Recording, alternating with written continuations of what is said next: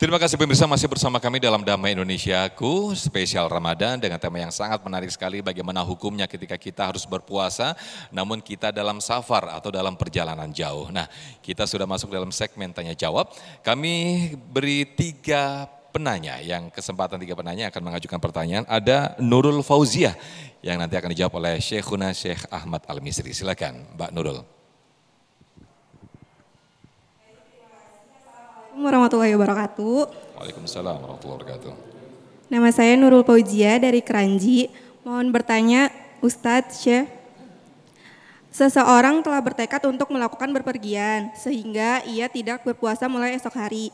Setelah terbitnya fajar, ia membatalkan bepergian sebelum melakukan pembatalan puasa. Bagaimana hukumnya dalam situasi ini? Terima kasih. Wassalamualaikum. Waalaikumsalam. Jadi sudah niat untuk batal puasa, namun keesokan harinya tidak jadi bepergian. Nah, ini bagaimana hukumnya? Apakah masih diteruskan berpuasa atau batal saja begitu ya? Silakan Syekh. Ya, bismillahirrahmanirrahim. Karena dia tidak melakukan perjalanan, karena tidak melakukan perjalanannya, maka dia tetap berpuasa. Kecuali kalau perjalanan itu dilakukan. Karena sekarang sudah tidak berlaku safar, dia hanya mukim. Mukim itu yang bertempat tinggal, artinya yang tidak berpergian. Jadi kalau dia berpergian atau berniat malam hari mau berpergian besok dan dia tidak mau berpuasa, tiba-tiba karena satu dan lain alasan, akhirnya dia membatalkan perpergiannya. Jadi kalau dia tidak berpuasa, berdosa, kecuali ada halangan yang lain. Kenapa? Karena dia mukim, bukan musafir, bukan dalam keadaan safar. Itu jadi alasan kita semua. Besok pada niat perpergian jauh, dari Jakarta ke Bogor apa kemana, yang jaraknya 82 kilo, untuk berniat untuk berbuka karena besok mau safar. Tiba-tiba berubah pikiran, ya itu tidak. Maka tetap dia berpuasa karena dia tidak dalam keadaan perpergian. Wallahu a'lam bishawab. Baik, terima kasih Syekh. Jadi ini cari-cari alasan saja ya untuk membatalkan puasa. Baik, berikutnya kami persilakan atas nama Bapak Oryadi. Silakan Bapak Oryadi, nanti akan dijawab oleh Syekh Ustadz Ahmad Khan. Silakan. Bismillahirrahmanirrahim. Assalamualaikum warahmatullahi wabarakatuh. Waalaikumsalam warahmatullahi wabarakatuh. Nama saya Oryadi Yatim, Pak. Saya jemaat tetap Masjid Al-Muhajirin Alinda Kencana Permai. Pertanyaan saya ini agak sedikit menyimpang dari tema, namun masih relevan dengan puasa, Pak ya. Begini Pak Ustadz, sesuai dengan surat Al-Baqarah, tujuan puasa itu adalah untuk mencapai derajat takwa. Namun ada sinyalemen dari Rasulullah SAW bahwasanya betapa banyak orang berpuasa hanya mendapatkan haus dan lapar saja, Pak Ustadz.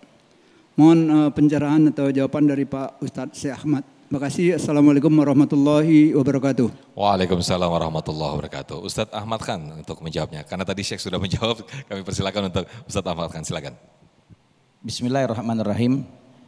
Di dalam hadis baginda Rasul Nabi Muhammad SAW beliau mengatakan kam min shaimin laisa alaihi min siyamihi ilal ju' wal atash. Berapa banyak orang yang berpuasa tetapi puasa yang dia lakukan tidak beroleh pahala, akan tetapi hanya dia merasakan lapar dan haus saja. Ini disebabkan karena ada banyak hal di antara perkara-perkara yang menghilangkan pahala puasa dia lakukan. Contoh seperti di dalam satu hadis lain baginda Rasul Nabi Muhammad SAW beliau bersabda, khamsun yufatir nabihi shaim, al-kadhibu wa namimatu wal ghibatu wa yaminul ghamus wa nadharu bisyahwah. Kata baginda Rasul Nabi Muhammad SAW ada 5 perkara yang bisa menghilangkan pahala puasa.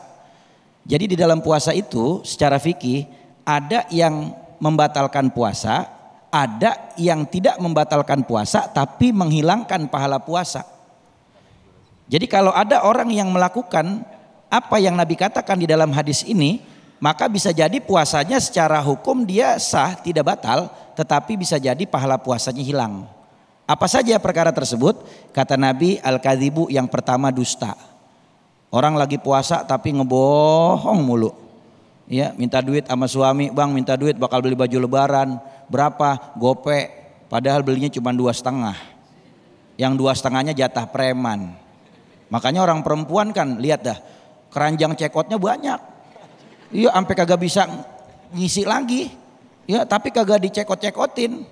Nah, makanya orang kalau lagi puasa, ya hindarkan yang namanya bohong dan dusta.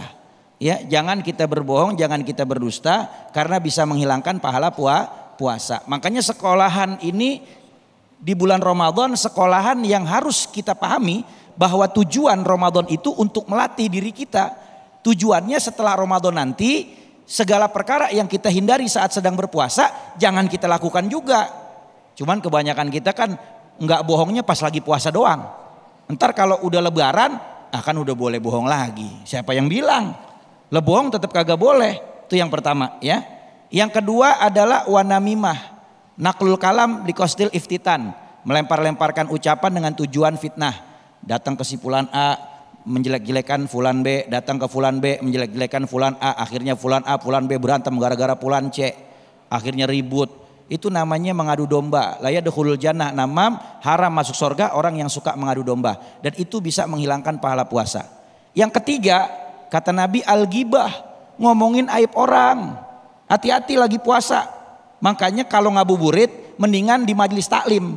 Kalau ngabuburit di pengajian, jangan ngabuburit di jalanan. Akhirnya mata jadi ngelihat yang haram, ngomongin aib orang.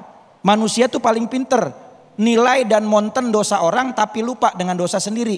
Kalau dia yang melakukan kesalahan dan dosa, dia menjadi pengacara buat dosanya, dia cari pembelaan. Tapi kalau orang lain yang melakukan kesalahan dan dosa, dia menjadi hakim buat dosa orang lain dan menjas keburukan orang. Hati-hati.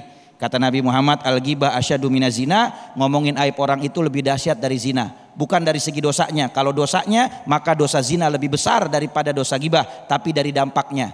Kata Nabi, orang yang berzina kalau dia taubat kepada Allah taubatan nasuha, Allah ampuni dosanya, Allah terima taubatnya. Tapi orang yang ghibah ngomongin aib orang, kalau dia sudah bertobat sama Allah tapi belum dapat maaf dan ridho dari orang yang dia omongin aibnya, maka nggak dapat ampunan Allah Subhanahu wa taala. Ini juga bisa menghilangkan pahala puasa, ya. Yang keempat, wa yaminul ghamus, sumpah palsu. Jangan sumpah palsu. Yang kelima, wa nadharu bisyahwat, memandang sesuatu dengan syahwat. Hati-hati. Ini bisa menghilangkan pahala puasa, sehingga masuk dalam kategori pertanyaan tadi Bapak, ada orang yang puasa tapi cuman haus lapar doang, tapi tidak mendapatkan bagaimana esensi puasa yang sebenarnya. Mudah-mudahan kita bisa menjaga itu semua sehingga puasa kita diterima oleh Allah Subhanahu wa taala. Amin, amin ya rabbal alamin. Kita kembalikan lagi ke tema besar kita, bagaimana ketika kita berpuasa dan kita melakukan perjalanan jauh dan bagaimana hukumnya.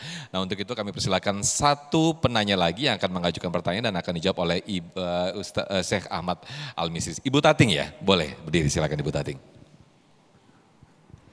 Assalamualaikum warahmatullahi wabarakatuh. Perkenalkan, nama saya Tating Sariati dari Majelis Taklim Baitur Rahman. Syekh izin bertanya. Baik. Bagaimana hukumnya orang yang membatalkan puasa ketika dia merasakan beratnya perjalanan dan pekerjaan? Sementara jarak tempuh dia belum mencapai yang ketentuan seperti tadi 47 mil atau 82 kilometer. Terima kasih. Baik, ini perjalanan dan juga beratnya pekerjaan ya. Betul, Berarti ini betul. bisa menjadi dua jawaban ketika perjalanan dan juga beratnya pekerjaan. Syekh, silakan Syekh. Nah, bismillah walhamdulillah wassalatu wassalamu ala rasulillah. Apabila ada seorang hamba, orang muslim, muslimah yang wajib berpuasa dan orang tersebut punya pekerjaan yang berat seperti kuli bangunan atau orang-orang yang bekerja berat, apakah diperbolehkan bagi mereka berbuka puasa? Nah, ada pernyataan dari ulama yang sangat luar biasa istimewa. Coba perhatikan apa jawaban mereka. Ada orang yang bekerja keras, kerja berat, atau perjalanan yang tidak mencapai 82 kilo atau 85 dan seterusnya. Apakah mereka itu berhak untuk berbuka puasa? Nah, di sini ulama kasih catatan. Dikatakan lebih baik mereka niat puasa dari malam hari. Mereka niat puasa dari malam hari. Kalau esok hari dia sedang bekerja atau sedang karena capek di perjalanan, walaupun itu jangkanya tidak panjang, tidak mencapai masafatul qasr, karena dia sudah sepuh dan lain sebagainya, maka orang tersebut boleh berbuka. Maka jangan jadikan ini sebuah alasan untuk berbuka. Bisa jadi orang kuli bangunan atau bekerja keras diberi kekuatan oleh Allah. Orang tua kita yang hadir di sini ada yang 60, 70, 80, maaf, bisa jadi diberi kekuatan Allah salat tarawihnya 23 rakaat yang tidak diberikan oleh anak-anak muda. Dzalika fadlullah yu'tihi man yasha. Ini karunia Allah diberikan kepada siapapun yang dikehendaki. Maka kalau kita punya perjalanan tidak mencapai masafatul qasar atau punya pekerjaan berat, lebih bagus dari malam hari sudah niat puasa, ikut berpuasa bersama kaum muslimin. Dan apabila kata ulama, kalau sudah siang hari sudah tidak sanggup lagi, kelelahan, kecapean, maka boleh berbuka. Karena bisa jadi antum niat lillahi ta'ala, Allah berikan kekuatan, kemudahan, kelancaran untuk bisa ikut berpuasa bersama kaum muslimin. Karena sekarang jadikan alasan, besok anak kita mau ujian, nak jangan berpuasa ya, kamu nanti capek. Loh, cuma sekedar itu. Para sahabat dulu berperang bersama Nabi dalam keadaan puasa.